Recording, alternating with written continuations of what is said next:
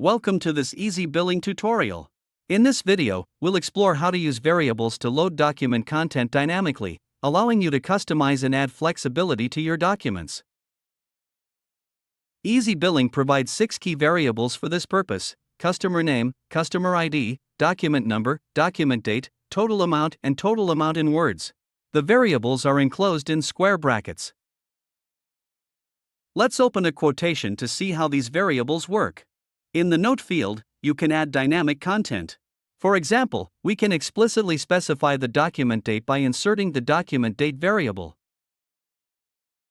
Let's add another variable. We want to specify the quote total, so we can input the quote total is followed by the total amount variable. Now, let's preview the output.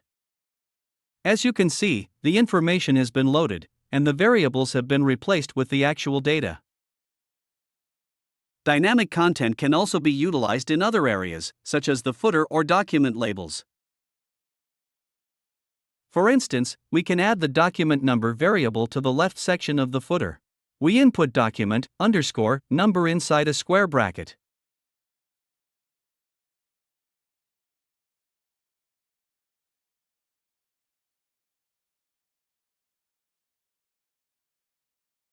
We can also place the customer name variable in the signature box.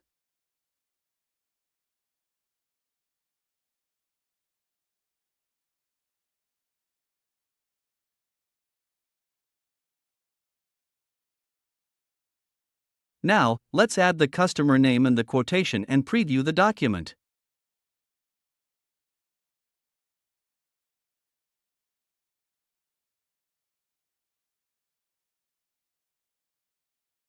We can see that the customer name is shown in the signature box and the document number is shown in the footer. And that's it. You've now learned how to use variables in EasyBilling to create dynamic content in your documents.